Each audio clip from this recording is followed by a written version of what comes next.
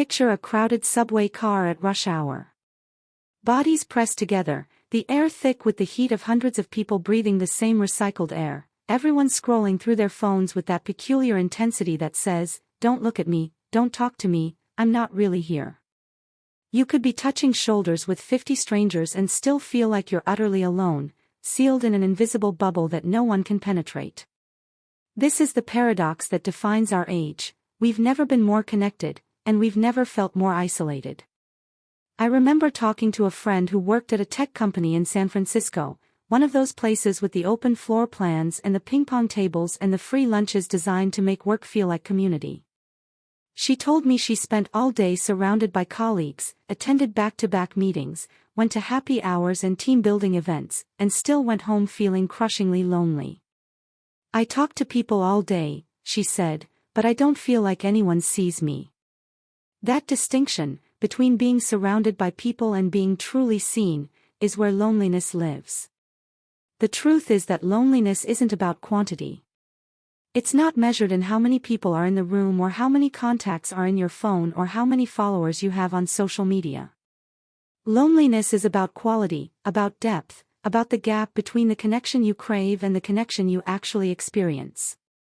You can have 1,000 acquaintances and still be lonely. You can be married, have children, work in a busy office, and attend social events every weekend, and still carry this ache of isolation that feels like it's eating you from the inside out. What we're really talking about when we talk about loneliness is a fundamental mismatch between our inner world and our outer interactions. Imagine that inside each of us is this rich, complex landscape of thoughts, fears, dreams, memories, and feelings. It's vast and intricate, with depths that even we don't fully understand. Now imagine that most of our daily interactions only ever touch the surface of this landscape.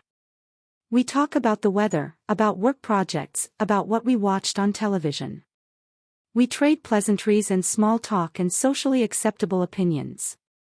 We perform a version of ourselves that's palatable and professional and pleasant, and we leave the rest of who we are locked away where no one can reach it. That's loneliness. It's the exhaustion of constantly translating yourself into something digestible for public consumption while the real you starves for recognition. The German sociologist George Simmel wrote about this over a century ago, describing how modern urban life creates a particular kind of isolation. In a city, you encounter so many people that you develop what he called a blasé attitude, a protective emotional shield that prevents you from being overwhelmed by constant stimulation. You learn to look without seeing, to be present without engaging, to navigate crowds without ever truly connecting. It's a necessary adaptation to modern life, but it comes at a cost. We become so good at not connecting that we forget how to do it even when we want to. Think about how we communicate now.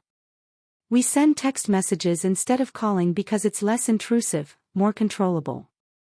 We can craft our responses, present ourselves carefully, avoid the messiness of real-time interaction. We post curated versions of our lives on social media and receive likes and comments that create the illusion of connection without the vulnerability of actual intimacy. A researcher at MIT named Sherry Tuckle has spent years studying how technology affects our relationships, and she coined a phrase that captures this perfectly: we're alone together. We're in the same physical or digital spaces, but we're each locked in our own private experience, performing connection rather than experiencing it. But here's what makes this kind of loneliness so insidious: it's invisible. If you're physically alone, people can see it. They might invite you out, check on you, recognize that you need company. But if you're lonely while surrounded by people, you're suffering in plain sight, and no one notices because from the outside, you look fine. You look social. You look connected. You might even be the life of the party, the one everyone wants to talk to, the one with the full calendar and the active social life, and inside you're screaming because none of it touches the loneliness you feel. I think about the phenomenon of celebrity loneliness, which seems paradoxical until you understand this dynamic. Famous people are surrounded by more people than most of us ever will be, constantly in demand, constantly visible, and yet many of them speak about profound isolation. Robin Williams, who could fill a room with laughter, struggled with depression and loneliness. Anthony Bourdain, who traveled the world connecting with people through food and conversation, felt alone. These weren't people who lacked human contact. They lacked the kind of contact that makes you feel truly known, where someone sees past the performance to the person underneath. What we're hungry for, what we're aching for when we feel lonely even in a crowd, is what the philosopher Martin Buber called an I-thou relationship as opposed to an I-it relationship. In an I-it relationship, you're treating the other person as a function, a role, a means to an end. Your coworker is a person who helps you complete projects. Your barista is a person who makes your coffee. Your Uber driver is a person who transports you from one place to another. These interactions are transactional, surface level. In an I-thou relationship, you're recognizing the other person as a full, complex human being with their own inner world, and you're allowing yourself to be recognized in the same way. This is where real connection happens, and it's terrifyingly rare. Part of the problem is that genuine connection requires vulnerability, and vulnerability feels dangerous. To let someone really see you means showing them the parts of yourself you're not sure are acceptable, the fears and insecurities and strange thoughts and wounds you carry. It means risking rejection, judgment, misunderstanding. It's so much safer to keep things light, to stay in the shallow end where you can't drown but also can't really swim. So we make small talk with our neighbors instead of admitting we're struggling. We post the highlights of our lives online instead of the reality. We go to parties and smile and chat and perform the role of a person who has it together, and we drive home feeling more alone than when we arrived. There's also the question of pace and attention. Real connection takes time. It requires us to slow down, to be present, to actually listen instead of just waiting for our turn to talk. But we live in a culture of speed and efficiency, where every moment is scheduled and every interaction is optimized. We have coffee meetings that are really networking opportunities. We have lunches that are really business discussions. We scroll through dozens of social media posts in the time it would take to have one real conversation. We're so busy collecting interactions that we never go deep enough with any of them to reach actual intimacy. The psychologist John Cacioppo spent his career studying loneliness, and one of his key findings was that loneliness is subjective. It's not about how many people you interact with but about whether those interactions meet your need for connection. Some people need a large social network to feel fulfilled. Others need just one or two deep friendships. The key is the match between what you need and what you have, and increasingly, for many people, there's a gap. We might have plenty of people around us, but they're not the right kind of connection. They're not meeting us where we need to be met.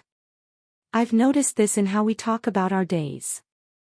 Someone asks, "How are you?" and we say, "Fine," or "Busy," because that's what you're supposed to say, and both people know this is just a greeting ritual, not an actual question. But imagine if we answered honestly. I'm anxious about whether I'm doing a good job as a parent. I'm grieving someone I lost and I don't know how to process it. I feel stuck in my life and I don't know how to change it. These are the real answers, the true state of our inner worlds, but we've collectively agreed not to share them because it would be uncomfortable, it would slow things down, it would require the other person to actually engage with us as a whole human being rather than a social interaction to be completed and moved past.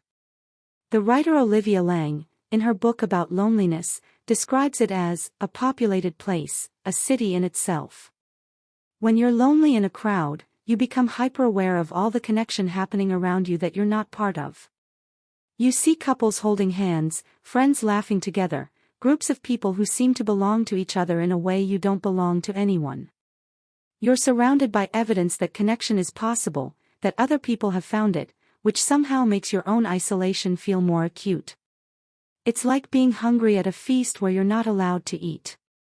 There's a particular kind of loneliness that comes from feeling different, from having experiences or thoughts or parts of your identity that don't match the people around you.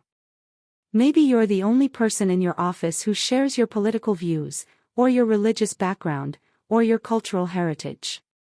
Maybe you're queer in a straight world, or neurodivergent in a neurotypical space, or grieving while everyone else is celebrating. You're physically present, but experientially separate, and that gap between your reality and theirs creates a chasm that small talk can't bridge. You learn to translate yourself, to minimize the parts that don't fit, to perform belonging while feeling fundamentally alone. The pandemic revealed something important about this phenomenon. When everyone was forced into physical isolation, suddenly the loneliness that had been invisible became universal and undeniable. But interestingly, some people who had felt lonely before the pandemic actually felt less lonely during it, because suddenly their experience matched reality. They weren't failing at connection anymore. Connection was impossible for everyone. The playing field was leveled. And some people who had never felt lonely before suddenly understood what it felt like to be surrounded by people on video calls and Zoom meetings and still feel utterly isolated. The technology connected us, but it couldn't create intimacy. What makes this all so painful is that humans are fundamentally social creatures. We evolved in small, tight-knit groups where everyone knew everyone, where connection was built into the structure of daily life. Our brains are wired for belonging. Studies have shown that social rejection activates the same neural pathways as physical pain. Loneliness triggers stress responses that affect our immune systems, our cardiovascular health, our cognitive function. It's not melodramatic to say that loneliness can kill you. It shortens lifespans, increases the risk of heart disease and dementia, affects mental health. Our bodies are telling us that we need real connection the same way they tell us we need food and water and sleep. But we've built a world that makes real connection increasingly difficult. We move frequently, away from the places where we have roots and history with people. We work long hours that leave little time for relationships that aren't productive or transactional. We live in suburbs where we drive from our garage to another garage without ever seeing our neighbors. We replace community spaces with digital platforms where connection is mediated through screens and algorithms. We're surrounded by people, but we're not embedded in community the way humans were for most of our existence. And there's a shame that comes with admitting loneliness, especially when you're supposed to have it all together, when your life looks fine from the outside. It feels like a personal failure, like evidence that something is wrong with you. If you have friends and family and colleagues, shouldn't that be enough? If people like you, if you're invited to things, if you're not literally alone, then what right do you have to feel lonely? This shame keeps people from reaching out, from being honest about what they need, which only perpetuates the isolation. The solution isn't simple because the problem isn't simple. It requires us to be brave enough to show up authentically, to share the messy, uncertain, vulnerable parts of ourselves and create space for others to do the same. It requires us to slow down, to prioritize depth over breadth, to have fewer but more meaningful interactions. It requires us to build rituals and routines that create genuine community, whether that's a weekly dinner with friends where you actually talk about real things, or a book club that goes beyond discussing the book, or a practice of calling someone instead of texting, of asking, "How are you really?" and meaning it. Loneliness in a crowd is a signal. It's telling us that something essential is missing, that we're starving for a particular kind of nourishment that no amount of surface-level interaction can provide. It's telling us that we need to be known, to be seen, to share our inner world with someone who can hold it gently. It's telling us that we need to stop performing and start connecting, to risk the vulnerability that real intimacy requires. You can be in a room full of people and feel utterly alone because being physically proximate to other humans isn't the same as being understood by them. The cure for loneliness isn't more people. It's more truth, more vulnerability, more willingness to bridge the gap between the self we show and the self we are. It's finding even one person who sees you and stays, who knows your depths and doesn't turn away. That's the difference between being surrounded by people and truly belonging. And it's worth fighting for, even when it's scary, even when it's hard, because the alternative is this: spending your life in a crowd, reaching out for connection that never quite comes, surrounded by everyone and known by no one.